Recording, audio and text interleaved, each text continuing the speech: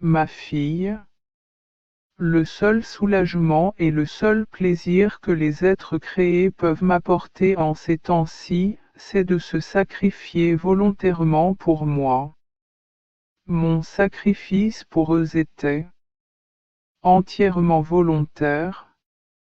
Partout où je trouve la volonté de me sacrifier pour moi, je me sens récompensé pour ce que j'ai fait pour les créatures.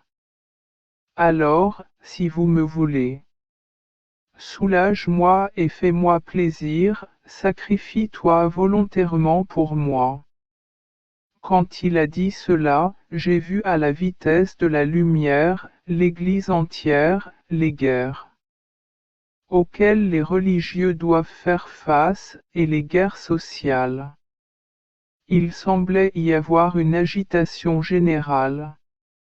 Il semblait que le Saint-Père avait très peu de religieux ont réussi à rétablir l'ordre dans l'Église, parmi les prêtres et les autres, et aussi dans la société. Quand j'ai vu cela, le bienheureux Jésus me dit, crois-tu que le triomphe de l'Église soit loin? Je répondis, bien sûr. Qui pourrait rétablir l'ordre? Au milieu de tant de confusion? Jésus répondit, au contraire, je vous le dis, la guerre est proche. Il y aura un conflit très violent. Bref, en parlant de cela, je laisserai tout dire, tant sur les religieux que sur les laïcs. Au cœur de ce conflit, de ce grand chaos, il y aura un conflit bon et ordonné, mais tellement humiliant que les gens s'y sentiront perdus. Je leur donnerai tant de grâce et de lumière qu'ils reconnaîtront le mal et accepteront la vérité. Je te ferai souffrir pour cela aussi.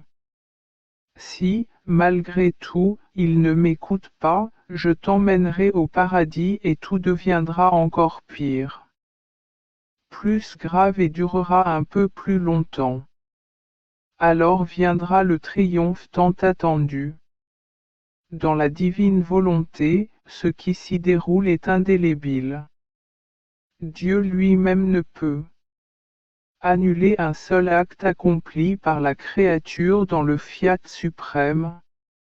Venu de ma volonté, Adam, le premier homme créé, fut donc la racine, le tronc de toutes les générations humaines, afin qu'elles puissent hériter, presque comme des branches qui sortent des racines et du tronc de l'arbre humain.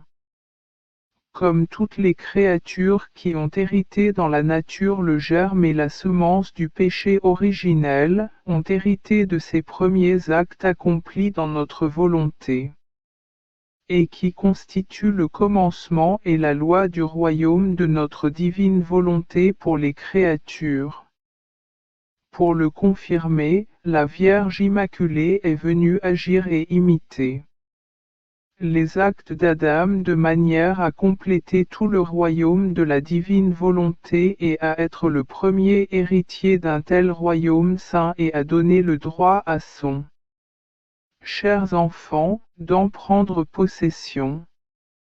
Et pour parachever tout cela, mon humanité est venue, possédant par nature ma divine volonté, qu'Adam et la reine souveraine possédée par la grâce de confirmer par le sceau de ses actes ce royaume de la divine volonté. Ainsi, ce royaume existe réellement. Parce que l'humanité vivante a formé en elle ces actes, actes qui sont les matériaux nécessaires pour former ce royaume, pour donner au reste le droit de l'humanité à le posséder. Et pour confirmer cela encore davantage, j'ai enseigné le Notre Père que, par cette prière, la création pourrait s'adapter à cela, acquérir le droit de le recevoir, et Dieu se sentirait obligé de le lui accorder. 84 En enseignant le Notre Père, j'ai moi-même placé entre leurs mains le droit de de le recevoir. Je me suis engagé à donner un royaume si saint. Et chaque fois qu'une créature récite le Notre Père, elle acquiert une sorte de droit. Entrer dans ce royaume, premièrement, parce que c'est une prière enseignée par moi et qui contient la valeur de ma prière. Deuxièmement, parce que l'amour de notre divinité pour les créatures est si grand que nous prêtons attention à tout, nous remarquons tout, même les plus petits actes, les saints désirs. De petites prières qui reçoivent de grandes grâces. On pourrait dire que ce sont des occasions, des prétextes que nous cherchons pour pouvoir lui dire. Tu as fait ceci, et nous te donnons cela. Tu as fait les petites choses, et nous te donnons les grandes. Ainsi, le royaume existe. Et si je t'ai souvent parlé de mon divine volonté, ce n'est que la préparation de nombreux siècles de mon Église, prières, sacrifices et récitations constantes du Notre Père, qui m'ont conduit. Notre bonté de choisir la créature pour lui révéler les multiples connaissances de notre volonté et de ses grands miracles. De cette façon, j'ai lié ma volonté à créatures, leur donnant de nouvelles promesses de leur royaume. Et lorsque vous avez écouté et essayé de vous adapter à mes enseignements, vous avez créé de nouvelles des liens pour lier les créatures à ma volonté. Sachez que je suis le Dieu de tous. Quand je fais quelque chose de bien, je ne le fais jamais seul. Je fais cela pour tout le monde, sauf pour ceux qui n'en veulent pas et refusent. Et quand une créature se tourne vers moi, je ne la vois pas comme si était seule, mais faisait partie de la famille humaine tout entière, de sorte que le bien de l'un se transmet aux autres. Si donc le royaume existe, mon humanité vivante est. Je l'ai possédé et vécu, que ma volonté désire régner parmi les créatures, ma connaissance elle-même le dit clairement. Comment peux-tu alors penser que la venue est-ce impossible de vivre dans ce royaume? Tout m'est possible. J'utiliserai les tempêtes et les événements nouveaux pour préparer ceux qui devront. Je m'efforcerai de faire connaître ma volonté. Les tempêtes purifieront l'air pollué et en élimineront les éléments nocifs. C'est pourquoi je m'arrangerai. Tout. Je sais ce qui doit être fait et j'ai le temps pour cela. Alors, laisse Jésus le faire. Tu verras comment ma volonté sera connue et accomplie. Pendant des siècles, il y a toujours eu une âme que Dieu a formée comme centre de toute création. En elle notre amour a surgi, et en elle notre vie a atteint son but. De toute la création. C'est grâce à tous ces centres que la création est soutenue et que le monde continue d'exister. Sinon, il n'aurait plus aucune raison d'être. Car il lui manquerait la vie et la cause de toute chose. Il n'y a jamais eu, et il n'y aura jamais, de siècle où nous choisirons des âmes proches de nous, plus ou moins importantes, qui constitueront le centre de la création et dans lesquelles notre vie palpitera et agira. Notre amour. Elles furent offertes, selon les temps, les besoins et les circonstances, pour le bien et la défense de tous, et elles seules soutenaient mes lois sacrées et m'a offert un champ pour maintenir l'ordre de ma sagesse infinie. Sachez maintenant que ces âmes ont été choisies par notre être divin en chaque siècle comme centre de la création, en accord avec le bien que nous voulions faire et montrer, et aussi, en accord avec les besoins des centres dispersés, d'où la diversité de leurs actes, de leurs paroles et du bien qu'ils accomplissaient. Mais l'essence même de ces âmes résidait dans ma vie palpitante et mon amour visible agissant en elles. Nous vous avons choisi en ce siècle comme centre de toute la création, pour montrer avec plus de clarté le grand bien et l'importance d'accomplir notre volonté, afin que chacun pouvait le désirer et établir son royaume. Afin que les centres dispersés puissent s'unir en un seul et créer l'unité. La création est la naissance, accomplie par la puissance de ma divine volonté.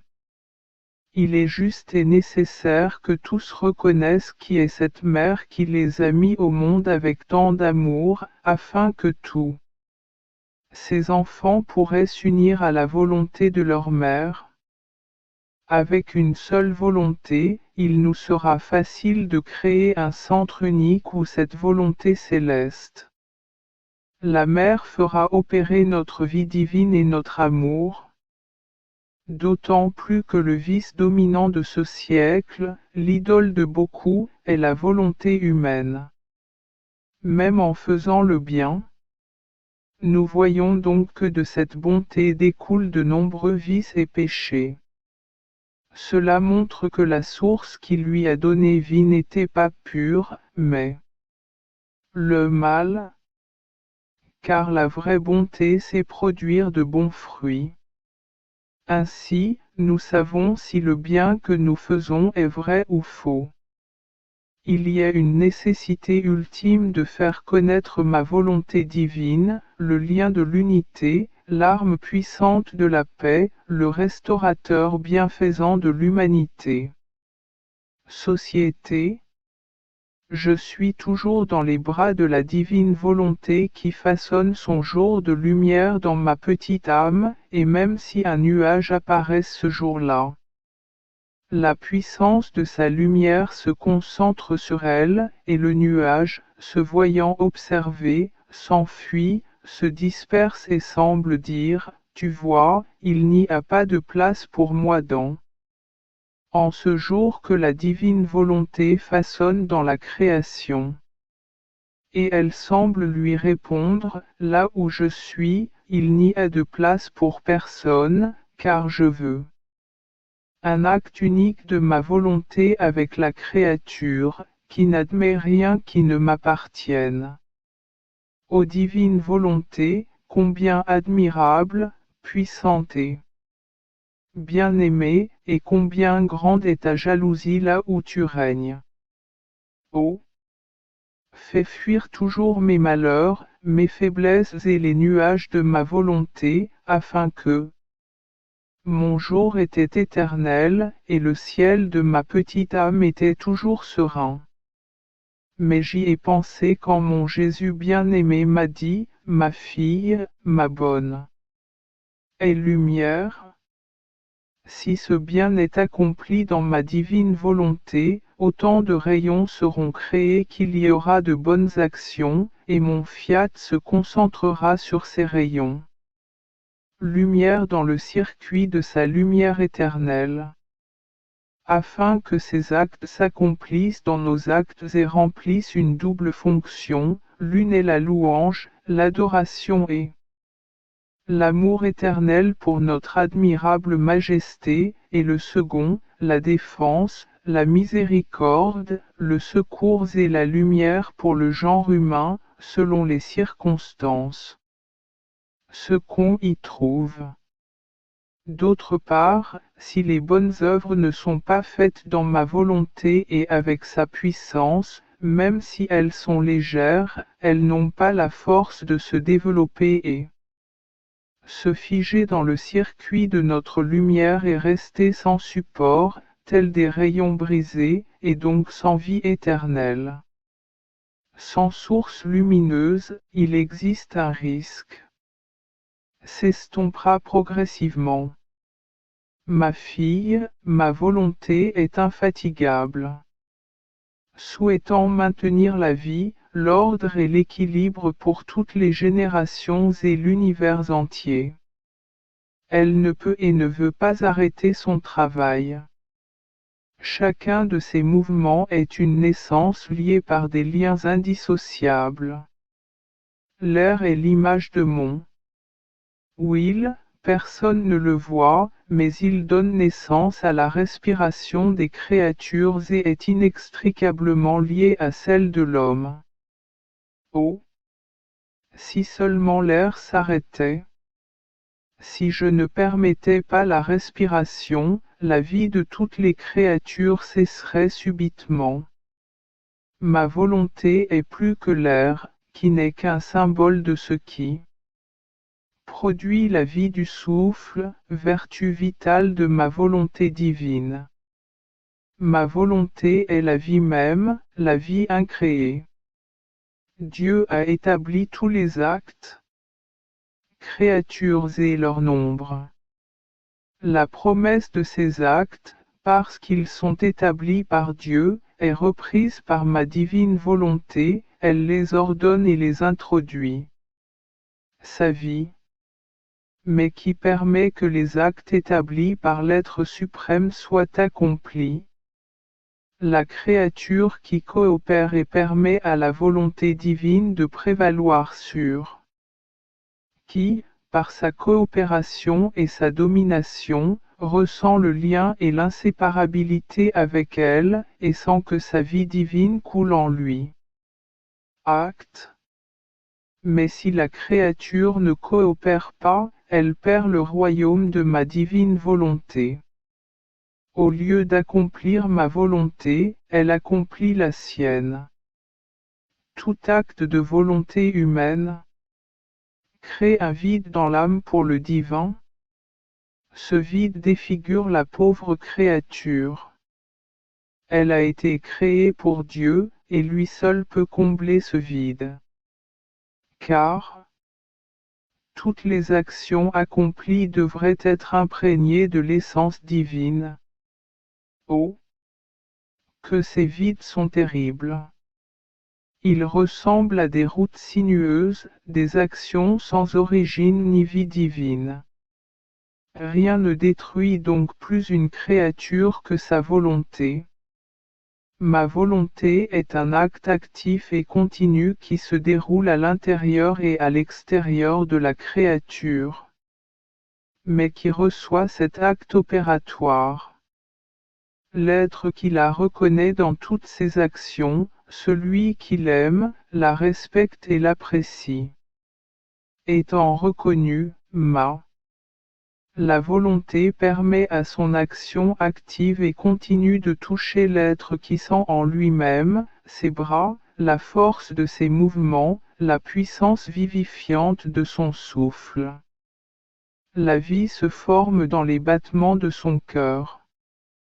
Partout, à l'extérieur comme à l'intérieur, l'être se sent animé, touché, embrassé par ma volonté. Quand ma volonté voit que la créature ressent son étreinte amoureuse, elle la serre encore plus fort contre son sein divin et crée de douces chaînes. L'inséparabilité qui le lie à sa créature bien-aimée. Il sent que son travail inlassable est apprécié et, de cette façon, il la récompense. Par son pouvoir, ma volonté ôte le voile qui la cache à la créature et lui permet de savoir qui façonne la vie de toutes ses actions. Plus tu apprendras à la connaître, plus tu sentiras combien elle t'aime. Tu l'aimeras encore plus. Sache aussi qu'une âme sans moi. La volonté divine est comme une fleur cueillie sur une plante. Pauvre fleur, sa vie lui a été ôtée, car elle n'était plus reliée à sa racine et ne recevait plus la grâce. Fluides vitaux qui circulaient en elle comme du sang et la maintenaient vivante, fraîche, belle et parfumée. Elle perdit la racine qui l'aimait, la nourrissait et serrée contre sa poitrine. Et tandis que la racine reste enfouie et vivante sous la terre, pour donner vie à ses enfants les fleurs et les rendre si belles qu'elles attirent l'attention humaine avec leur doux charme, la fleur qui a été cueillie et arrachée de la plante, comme si elle avait perdu sa mère, semble tomber dans la mélancolie, perd sa fraîcheur et finit par se faner. Telle est l'âme qui vit sans ma divine volonté. Elle a été arrachée à la racine divine qui l'aimait. Plus qu'une mère, elle la nourrit. La volonté divine vit enfouie. Elle vit dans toutes ses actions et au plus profond de l'âme de la créature, pour lui donner des humeurs divines. Les humeurs circulent comme le sang dans toutes ses actions pour la garder fraîche, belle et embaumée de ses vertus divines pour créer le charme le plus doux de la terre. Et le ciel?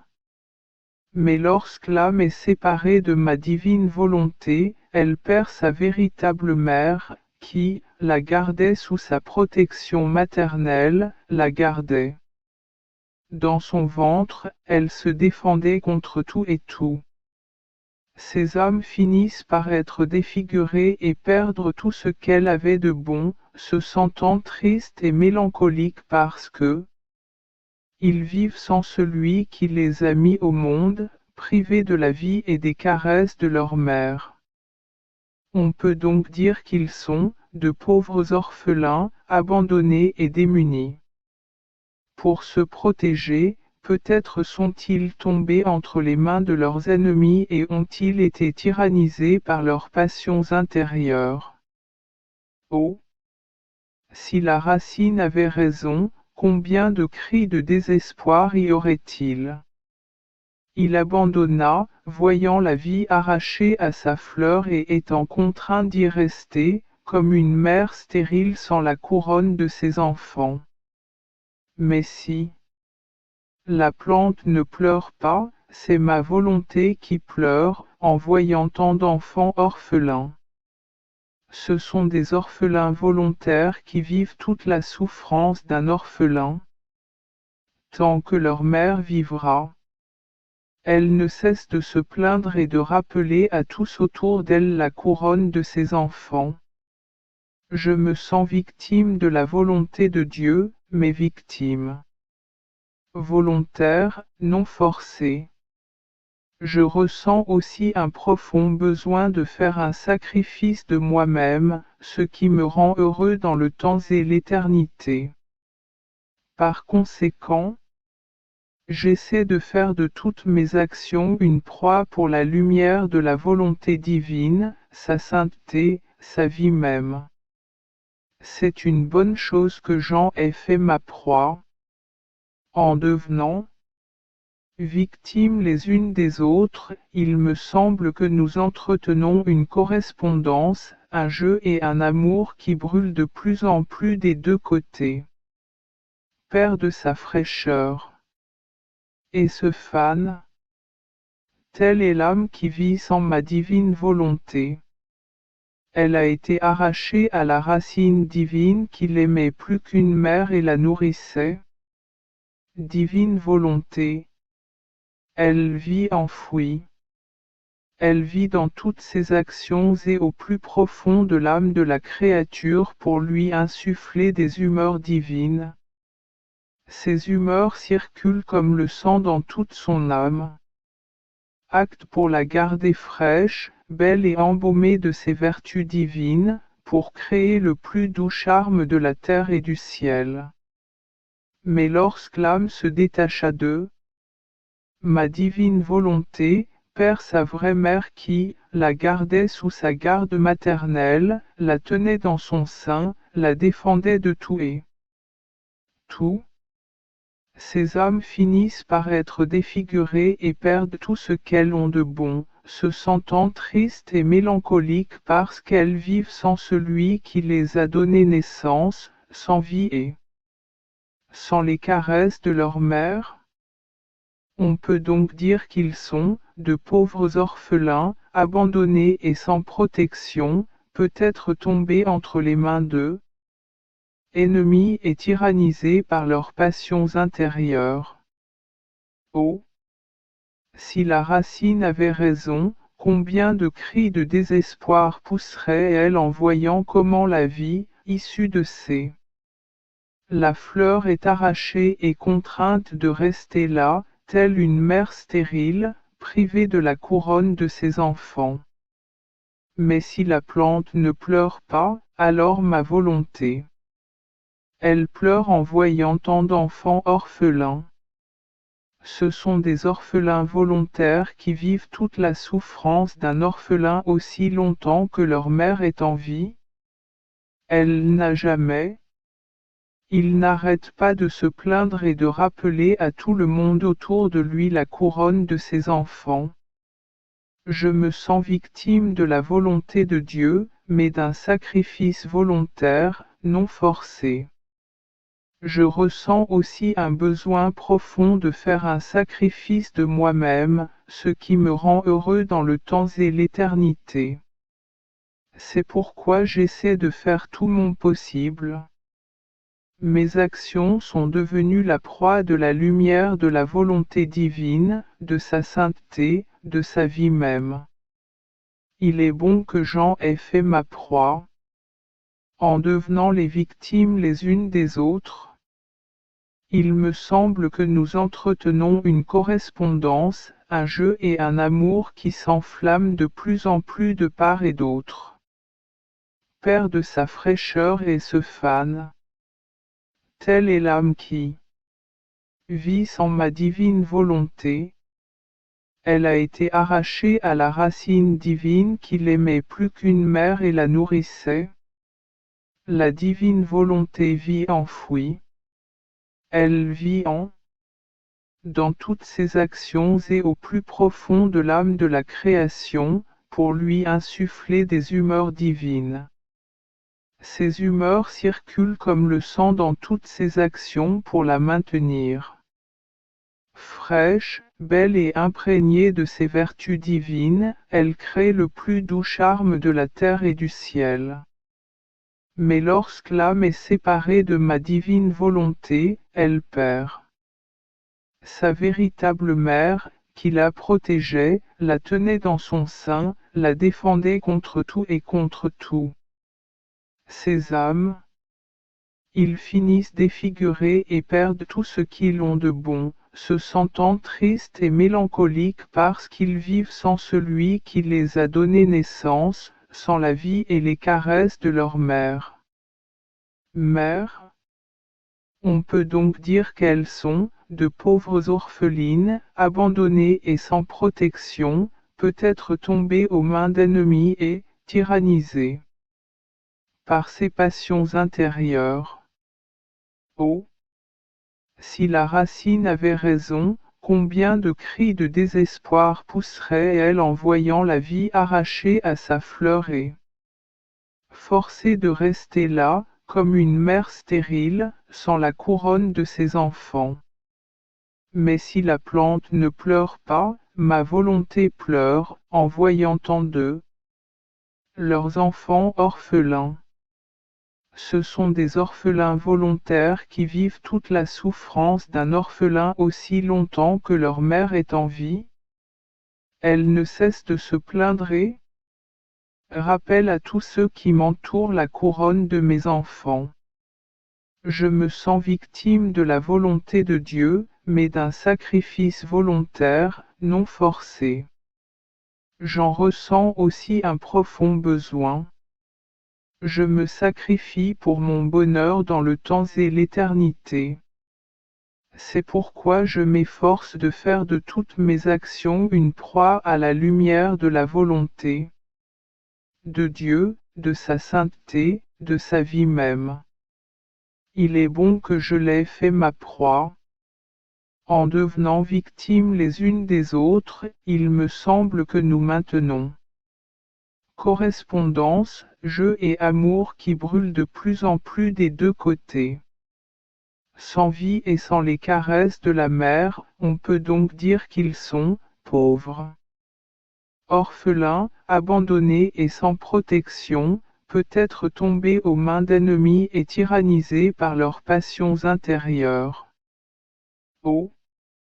Si seulement, si la racine avait raison, combien de cris de désespoir pousserait-elle en voyant la vie arrachée à sa fleur et en étant contrainte d'y rester comme une plante stérile. Une mère sans couronne d'enfants. Mais si la plante ne pleure pas, ma volonté pleure, voyant tant d'enfants orphelins. Ce sont des orphelins volontaires, qui subit toute la souffrance d'un orphelin tant que vit sa mère. Elle ne cesse de se plaindre et de rappeler à tous ceux qui l'entourent la couronne de ses enfants.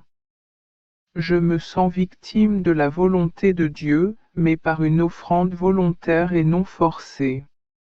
Je ressens aussi un besoin profond de me sacrifier, ce qui me rend heureuse.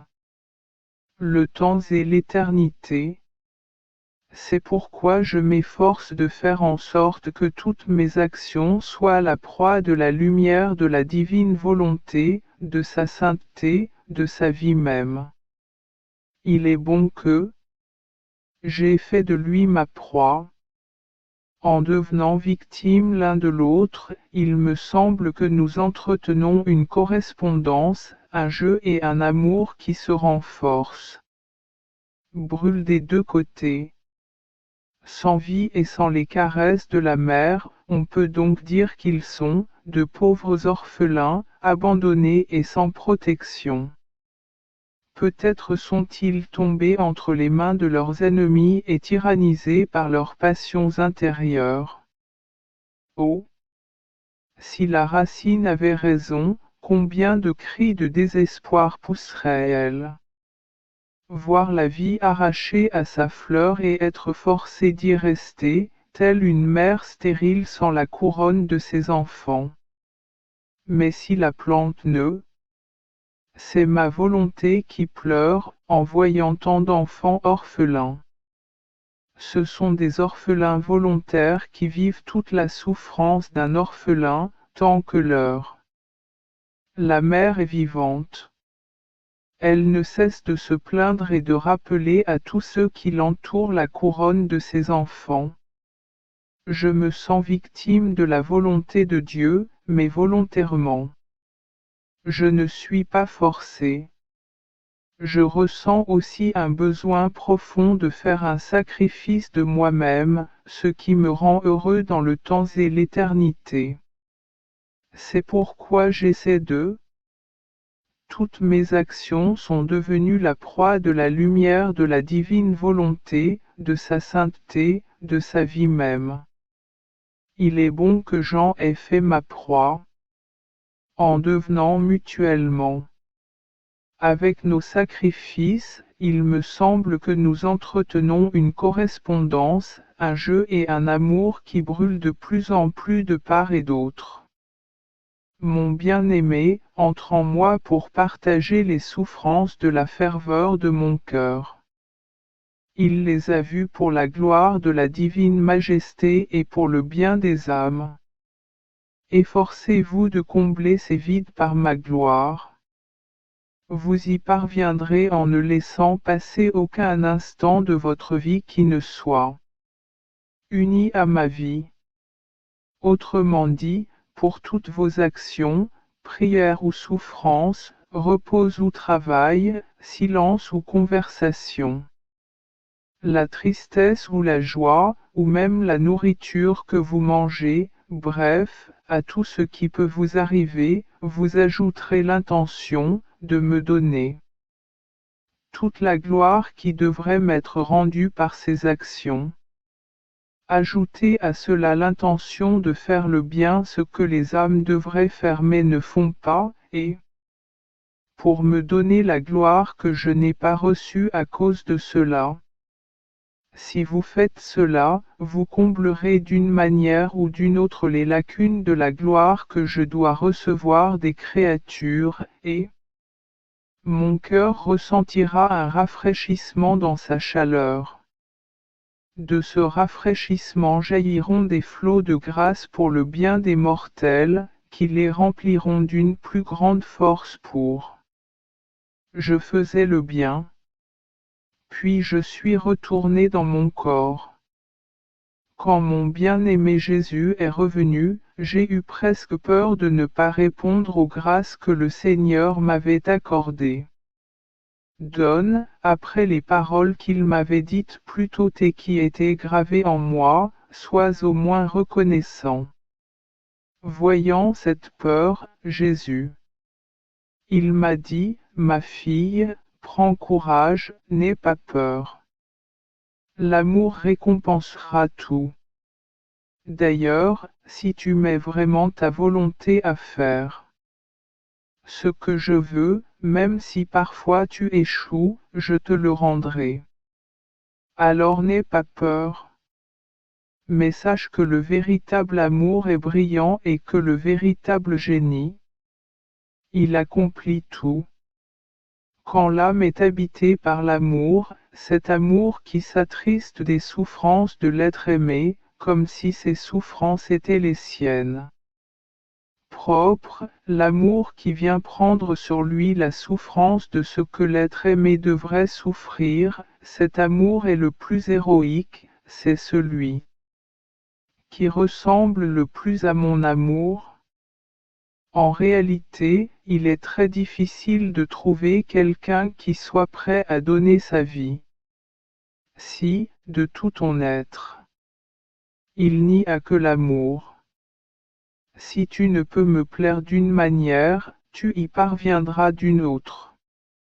Je t'en dirai plus, si tu possèdes ces trois amours. Il m'arrivera la même chose qu'à une personne qui est insultée, offensée et outragée par tout le monde, même si parmi tant de personnes il y a quelqu'un qui l'aime. Il a pitié de lui et se rachète pour tout le monde. Que fait-il? Il fixe son regard sur l'être aimé et, trouvant réparation, oublie. Elle insulte et accorde grâces et faveurs à ceux qui l'insultent. Ma fille, veux-tu savoir ce qui fait vivre Dieu dans le cœur des créatures? C'est ma volonté qui règne dans la création. Car mon fiat, sans donner la vie. La volonté humaine permet à la création de ressentir la vie de son amour, de sa puissance, de sa bonté et de sa sainteté, qui imprègnent tous les actes de la création. Il n'y a pas de Dieu lointain dans cette création, mais un Dieu proche dont la vie est la cause première de la vie de la créature et de toutes ses actions. Par conséquent, la vie dont ma divine volonté soutient la puissance de tous les biens que nous avons donnés à l'homme lors de sa création. Elle fait de lui le trône de Dieu et de sa gloire, où Dieu règne. Et il gouverne. Puis j'ai continué à retracer toutes les œuvres merveilleuses et sublimes accomplies par le fiat divin dans la création. Je me suis dit, je veux entrer dans le soleil pour trouver la volonté divine à l'œuvre dans la lumière du soleil, pour donner à la volonté divine toute la beauté, la pureté, la sainteté et la puissance qu'elle peut avoir. Contenir la volonté humaine agissant dans la lumière du soleil. Je veux pénétrer le bleu du ciel pour l'embrasser et donner à la volonté divine ma volonté agissant dans l'immensité des cieux et multitude d'étoiles pour donner à la divine volonté la gloire et l'amour du ciel, et autant d'actes de profonde admiration qu'il y a d'étoiles. Et c'est ainsi que j'ai suivi toutes les choses créées. Mais tandis que je faisais cela, la pensée m'est venue, les choses créées n'ont pas de raison, les choses créées sont des voiles qui cachent cela. Fiat est avec la raison divine du fiat, plus grand que si les choses créées avaient une raison, et avec la puissance du fiat, fiat règne sur les choses créées, maintient équilibre parfait et s'adore, s'aime et se glorifie. Je pensais à cela lorsque mon bien-aimé Jésus est apparu et, me tenant dans ses bras avec tendresse, il me dit, petite fille de ma divine volonté, ma volonté est une. Bien qu'elle ait le pouvoir de se dédoubler, elle est présente à chaque instant, en toute chose et, dans chaque acte, de telle sorte que chacun puisse l'avoir pour lui-même, dans ses propres actes et dans sa propre vie. Mais ma volonté ne perd pas son unité. Elle est toujours un, et grâce à sa force particulière, il maintient l'unité, l'harmonie, l'ordre, la communication et l'inséparabilité partout où il règne. Il maintient tout ensemble. En soi, en un seul acte. L'acte est un, ma volonté est une. Mais elle se répand partout, ne laissant pas un seul atome de chose créée. Privée de sa vie active et animatrice. Oh oui. Les choses créées sont de véritables voiles qui cachent ma volonté. Ma volonté est voilée. Lumière. S'étendant au soleil avec sa lumière, elle caresse les créatures, les enlace, les réchauffe et les aime. Ma volonté s'étend jusqu'au ciel et fait. Les étoiles deviennent ses yeux pour observer les créatures. Le doux scintillement des étoiles est comme des voix douces qui semblent appeler doucement les créatures à patrie céleste. Ma volonté se répand dans l'air, et en l'emplissant complètement, elle devient le souffle des créatures. Et en soufflant sur elle, ma volonté fait, qui respire pour donner vie aux créatures. Ma volonté court vers les créatures dans toutes les choses créées, leur accordant tout ça. Effets spéciaux, leur offrant mon amour, ma vie et leur protection. Mais l'acte est un. Une est la volonté qui emplit la terre et le ciel. Et maintenant, mon fille, pour celle qui fait ma volonté et vit en elle, lorsque cette créature accomplit son acte, elle attire à elle tous les actes que mon fiat pourrait à faire et continue à faire. Ma volonté attire la créature et l'acte de la créature à l'acte de ma volonté. Ainsi, par la puissance de sa volonté unique, elle attire la créature à le ciel, le soleil, l'air, et tout. Et savez-vous ce qui se passe ensuite? Ce ne sont plus la raison divine et la volonté divine qui remplissent le ciel et la terre, mais une autre raison et une autre volonté, la raison humaine et la volonté humaine, qui sont dispersées dans la raison et la volonté divine. On peut donc dire qu'elle devient, pour ainsi dire, un voile de création. Chose. C'est un voile qui contient la raison et la volonté humaine, consacrée et unie à la raison et à la volonté divine. Par conséquent, mon fiat n'est plus lui-même en s'aimant, en s'honorant et en se glorifiant dans les créatures, mais maintenant il y a une autre volonté, la volonté de l'homme, qui l'aime, l'adore et le loue dans le ciel, au soleil et dans l'air. Bref, partout où se trouve mon fiat et où il règne en chaque chose. Ainsi, lorsque ma divine volonté attire à elle-même et à ses actions la volonté humaine, afin qu'elle puisse aimer, adorer et glorifier avec l'amour, l'adoration et la gloire de ma volonté, la créature, ne voulant vivre en rien autre que ma volonté, attire à elle tous les actes accomplis par ma volonté et devient capable d'aimer et de sanctifier, tout comme la divine volonté est capable d'aimer et de sanctifier. Et la divine volonté étend son ciel et crée son soleil. Bref, ma divine volonté poursuit son art divin de la même manière qu'elle a commencé et continue dans la création. Ma fille, qu'il est doux pour moi de regarder une âme qui se laisse façonner par mon volonté divine. C'est un triomphe pour les deux parties. Ma volonté investit l'intelligence de la création et se laisse investir en elle. En bref, une entente s'établit de part et d'autre.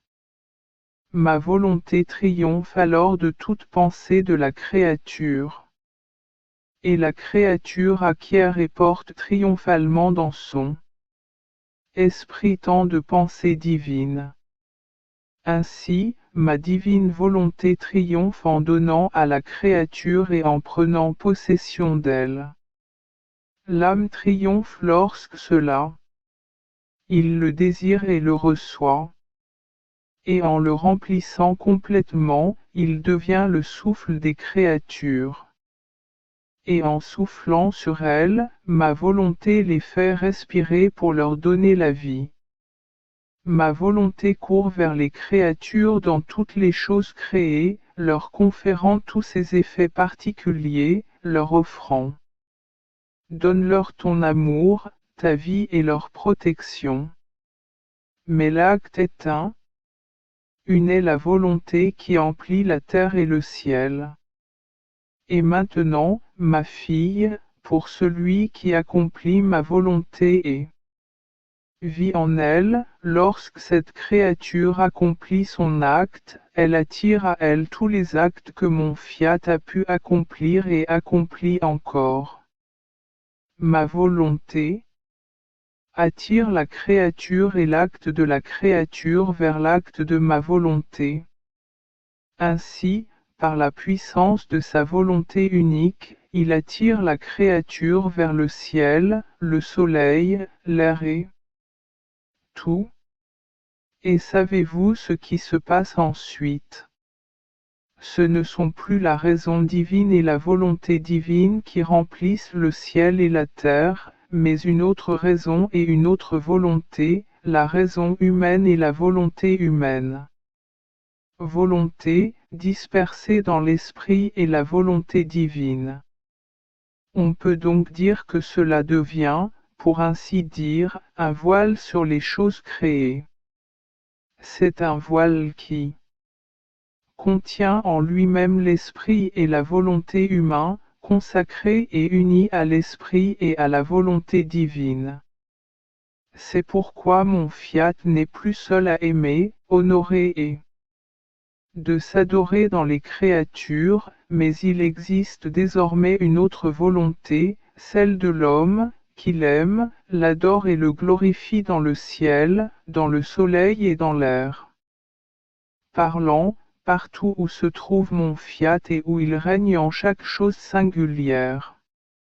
Ainsi, lorsque ma divine volonté attire à elle et à ses actes de la volonté humaine, afin qu'elle puisse aimer, adorer et glorifier avec amour, adoration et gloire ma volonté, la créature, ne voulant vivre en rien d'autre que ma volonté, attire à elle tous les actes accomplis par ma volonté et devient capable d'aimer et de sanctifier, tout comme la divine volonté est capable d'aimer et à sanctifier.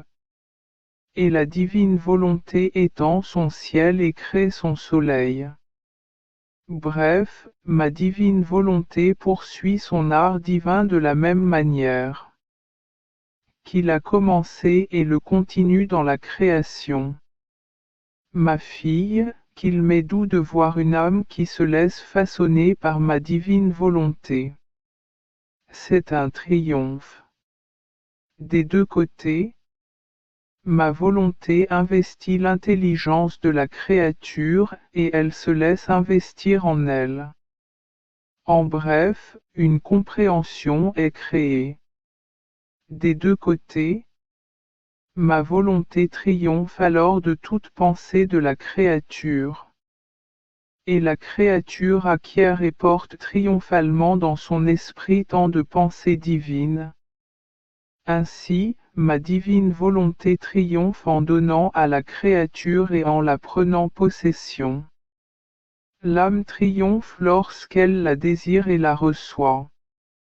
En les remplissant complètement, il devient le souffle des créatures. Et en soufflant sur elles, ma volonté les fait respirer pour donner vie aux créatures.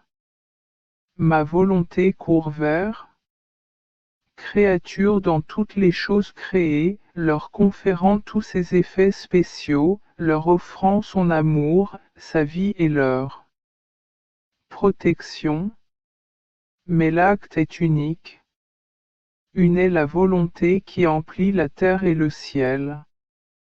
Et maintenant, ma fille, pour celui qui accomplit ma volonté et vit en elle, quand la créature accomplit son acte, attire à elle tous les actes que mon fiat pouvait accomplir et accomplit encore.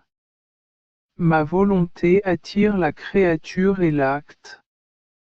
La création est un acte de ma volonté. Ainsi, par la puissance de sa volonté unique, il attire la créature vers le ciel, le soleil, l'air et tout. Et vous savez ce qui se passe?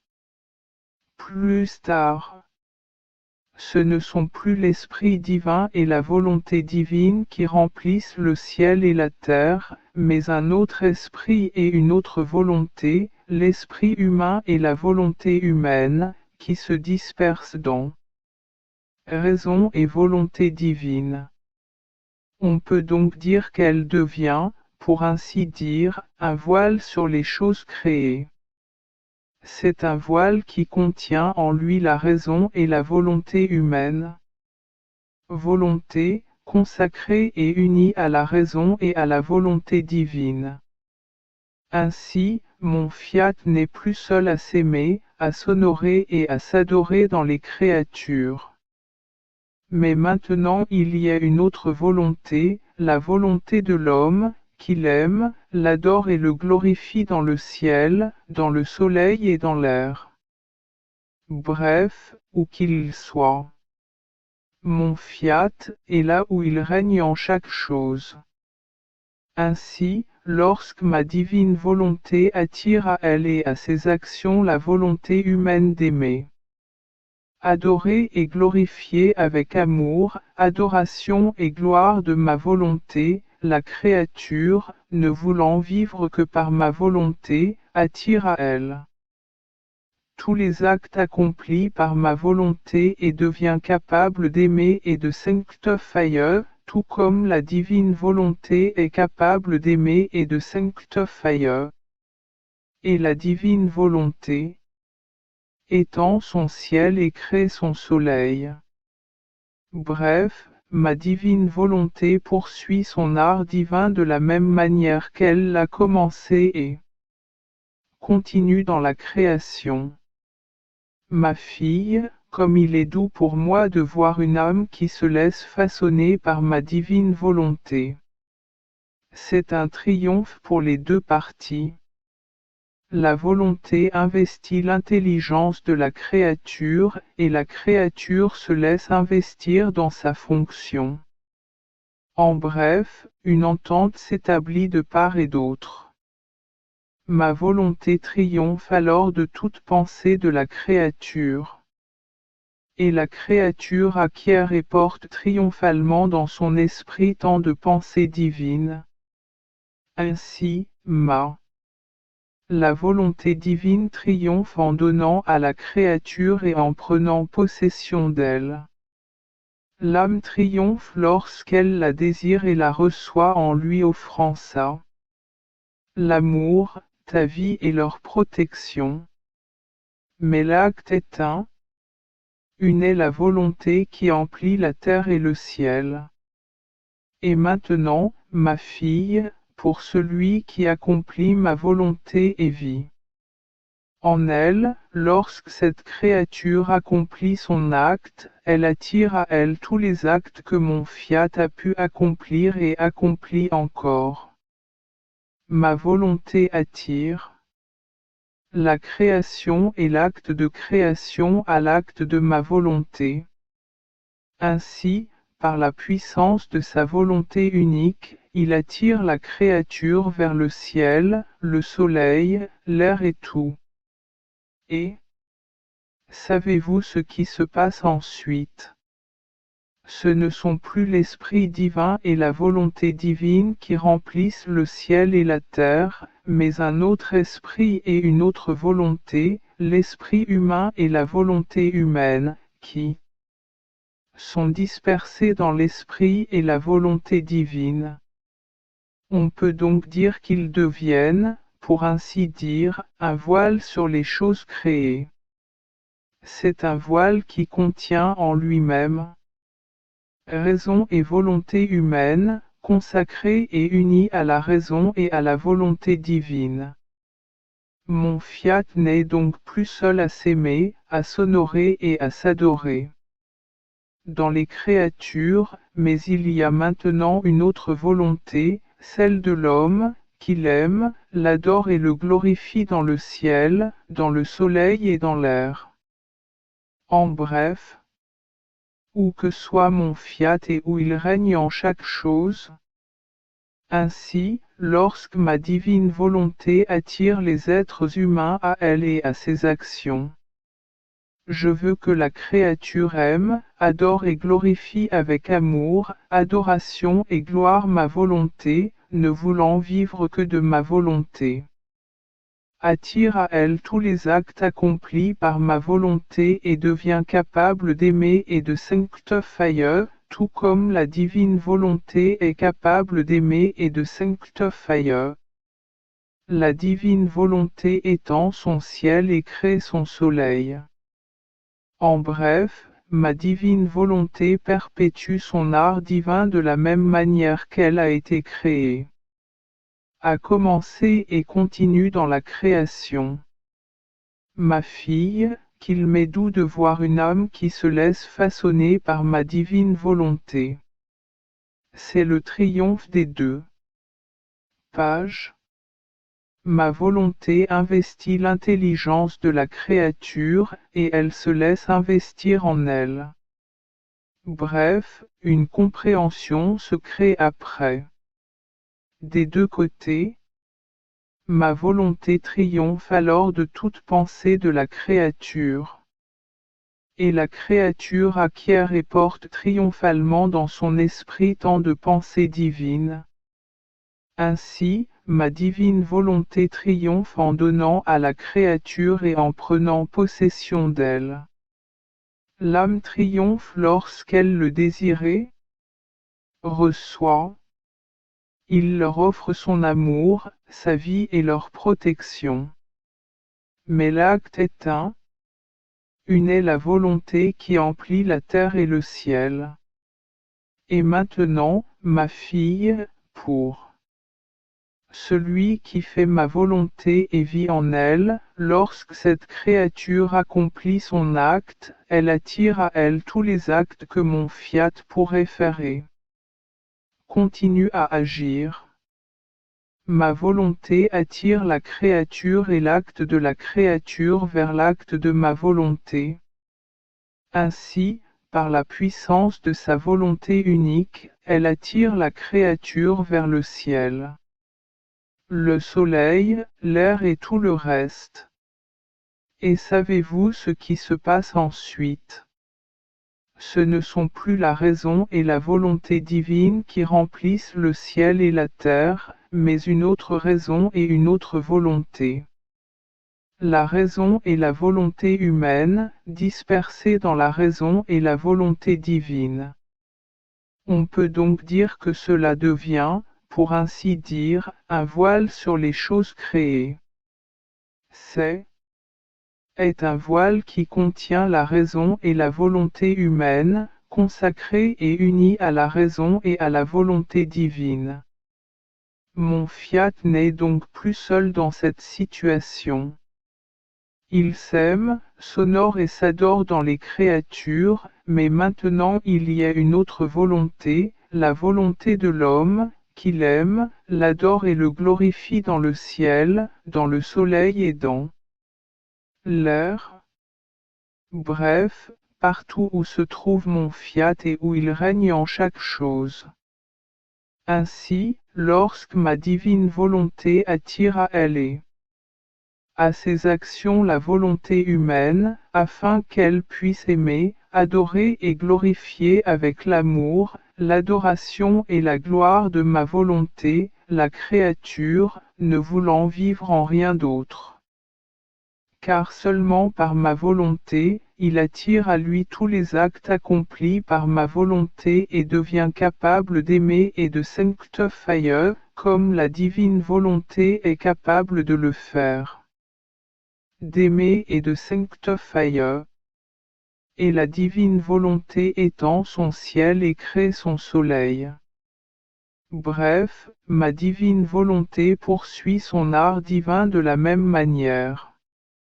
La façon dont tout a commencé et continue dans la création. Ma fille, comme il est doux pour moi de regarder une âme qui se laisse façonner par ma divine volonté. C'est un triomphe pour les deux parties. Ma volonté investit l'intelligence de la création et se laisse investir en elle. Bref, elle prend vie. Compréhension mutuelle. Ma volonté triomphe alors de toute pensée de la créature. Et la créature acquiert et porte triomphalement dans son esprit-temps. Pensée divine. Ainsi ma divine volonté triomphe, en donnant à la créature et, en prenant possession de la créature. L'âme triomphe quand elle le désire et elle reçoit. Et savez-vous ce qui se passe ensuite? Ce ne sont plus l'Esprit divin et la volonté divine qui remplissent le ciel et la terre, mais un autre esprit et une autre volonté, l'esprit humain et l'être humain. Volonté, dispersée dans l'esprit et la volonté divine. On peut donc dire que cela devient, pour ainsi dire, un voile sur les choses créées. C'est un voile qui contient en lui-même l'esprit et la volonté humain, consacrés et unis à l'esprit et à la volonté divine. C'est pourquoi mon fiat n'est plus seul à aimer, honorer et de s'adorer dans les créatures, mais il existe désormais une autre volonté, celle de l'homme, qui l'aime, l'adore et le glorifie dans le ciel, dans le soleil et dans l'air. Parlant, partout où se trouve mon fiat et où il règne en chaque chose singulière. Ainsi, lorsque ma divine volonté attire à elle et à ses actes de la volonté humaine, afin qu'elle puisse aimer, adorer et glorifier avec amour, adoration et gloire ma volonté, la créature, ne voulant vivre en rien d'autre que ma volonté, attire à elle tous les actes accomplis par ma volonté et devient capable d'aimer et de sanctifier, tout comme la divine volonté est capable d'aimer et à sanctifier. Et la divine volonté étend son ciel et crée son soleil. Bref, ma divine volonté poursuit son art divin de la même manière qu'il a commencé et le continue dans la création. Ma fille, qu'il m'est doux de voir une âme qui se laisse façonner par ma divine volonté. C'est un triomphe. Des deux côtés, ma volonté investit l'intelligence de la créature et elle se laisse investir en elle. En bref, une compréhension est créée. Des deux côtés, ma volonté triomphe alors de toute pensée de la créature.